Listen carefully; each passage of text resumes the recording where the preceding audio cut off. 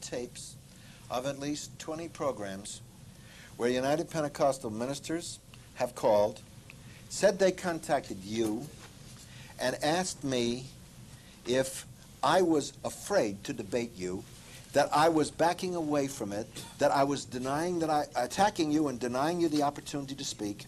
And I said, if you will designate a representative of the United Pentecostal Church, I will be happy to engage in a dialogue or debate with them. I had only one, and I have correspondence with you people on this. I have only one question that I want answered. Will you let it be taped so we'll all have a copy and we'll know exactly what each one of us said? That was all I said. I was challenged. I responded. So you're telling me that I'm taking 90% of the time. The tapes won't show that. All I'm trying to do is respond to the questions. And I'm asking you to respond to things. When I'm trying to answer them, you're coming down on me as if I was the bad guy. I'm the guy that was told that I should respond to you. I'm trying to respond to you.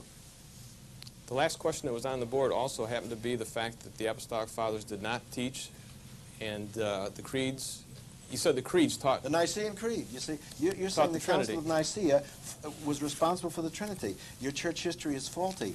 The Nicene Conference was called for the express purpose of dealing with the Arian heresy, which did not attack the Trinity because Arius said he believed in the Trinity. Arius attacked, it was a phony Trinity, but Arius attacked specifically the deity of Jesus Christ and said, once the Son of God was not. That's what brought about the Council of Nicaea. The Son of God was a creature. What the Nicene Creed did was to enunciate once and for all against heretical teaching that there was an eternal person, Jesus Christ. That's Nicaea. It's practically impossible to answer you, Dr. Martin, because you interrupt and you speak down and tell us where we've made our faults. So if you're questioning whether we'd be interested in the debate or not, I challenge you to a public debate at any place of your choosing. I challenge you to a public debate where we'll each have the same format, the same amount of time, and the subject will be the Trinity versus the oneness, historically and biblically. And I'll be glad to be there and face you. With formal rules of debate. With a trained debate moderator? I would be very happy to meet Dr. Walter Martin under those circumstances. Splendid. Because then it wouldn't be set up. All right, as long as you're going to have the debate someplace else, let's answer this question here, right to his face, that you said that he said that the creeds were the thing. He said no, that the creeds were not necessarily the thing that taught the Trinity. He said that Tertullian was, I've understood him right, one of the first ones to use the term Trinity, he certainly was. Was Tertullian a Trinitarian? He said church history taught. Was Tertullian a Trinitarian? No, your question was that you said that church history taught that the creeds were the thing that taught, the first thing that taught the Trinity. He said no, it was not. And he didn't say that. It was an outcome of the big discussion between Tertullian and Arius. Tertullian lived a century before. Yes, but I mean the teaching of it. The teaching of it was a Tertullian was a subordinationist. Tertullian was an eternal generationist. The point from origin, but the point that we're getting at here, which is important, is that Nicaea, in your debate with that I heard, you came down hard on the guys on Nicaea. And I just want to set the record straight. Nicaea was not Trinitarian argumentation. Nicaea was Christological on the person of the Lord Jesus. We don't argue. Yes, you do. You say that the Trinity started at Nicaea. I didn't say it started there. Oh, come on now, Bob. It had origins 500 years before Christ, actually. Who? Not this Trinity, no. There's not a reputable church historian that does not trace the doctrine of the Trinity to the philosophy of Plato and Philo in Alexandria, and from them, how about J.N.D. Kelly at Oxford? Would you accept J.N.D. Kelly of Oxford as a reasonable I have historian? J.N.D. Kelly's quotes. You would?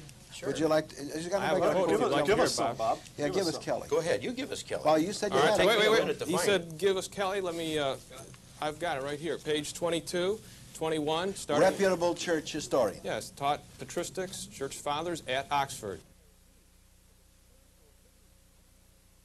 22, 21. Reputable church historian. Yes, taught patristics, church fathers at Oxford. In his book, he says, he lists, I counted them, 26 verses starting with the New Testament that show the primary foundation of that which would become the creeds, found right in the New Testament scriptures. And this is what he says. He says that nevertheless, the Trinitarian ground plan obtrudes itself obstinately throughout, talking about all these passages that he's just listed, 26 of them referring directly to the Trinity. And its presence is all the more striking because more often than not, there is nothing in the context to necessitate it. The impression inevitably conveyed is that the conception of the threefold manifestation of the Godhead was embedded deeply in Christian thinking from the start and provided a ready-to-hand mold in which the ideas of the apostolic writers took shape. If Trinitarian creeds are rare, the Trinitarian pattern which was to dominate all later creeds was already part and parcel of the Christian tradition of doctrine. J.N.D. Kelly, page 21 and 22. And I have quotes going all the way through the Apostolic Fathers from Kelly. The statement's not true, according to him, Bob. John, it's plain to see that this discussion, we've entered into it. We came here in honesty, and it's plain to see that you're not impartial. And, Bob, I'm just presenting what you asked the question. You're saying I'm impartial because I read a quote from this. No, I listened to your debate, and I wrote down because I had to memorize under a Harvard professor Williston Walker's church history, which you quoted. I'm prepared to quote that. You quoted Harnack. Would you like to see what Harnack had to say? I have what Harnack said. Okay, Go ahead. let me read Harnack here for you. Talking about the very view that you're holding. It says, concerning monarchianism, they could appeal, talking about the church fathers, one, to the rule of faith, in which the personal distinction between the Father and Son was recognized. Number two, to the Holy Scriptures, from which it was, in fact, easy to reduce the arguments of the monarchians to absurdity. Number three, to the distinction between Christians and Jews, which consisted, of course, in the belief of the former in the Son. And lastly, and this was the most important point, they could cite the Johannine writings, especially in support of the doctrine of the Logos. It was of the highest importance in the controversy that Christ could be shown to have been called the Logos in John's Gospel and the Apocalypse. Here's his final statement. This is Harnack. In view of the way in which the Scriptures were then used in the church, these passages were fatal to monarchianism. That's Harnack. From A History of Christianity by Kenneth Scott Latourette, Harper and Row, 1953, page 260 and 261. Platonism had a marked influence on Christianity.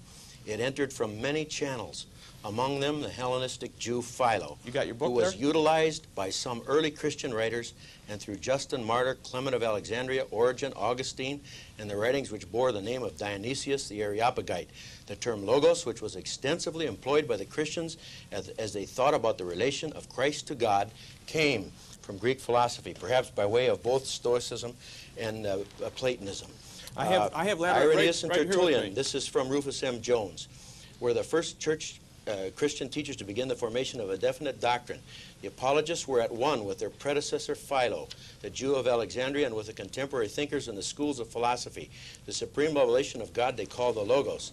Heraclitus of Ephesus first used it, term Logos, 500 years before Christ. Philo, the famous Hellenist in the first half of the first century, fused the Greek and Hebrew conceptions into one single blend of immense importance and of momentous future influence. Logos is the divine agent, the image of God, the firstborn Son of God, sometimes called by Philo and later writers the Teros Theos, the second God. Now, we could quote sources back and forth why don't you here. go back to a few pages more and tell them what Latourette really said? Read it. Okay?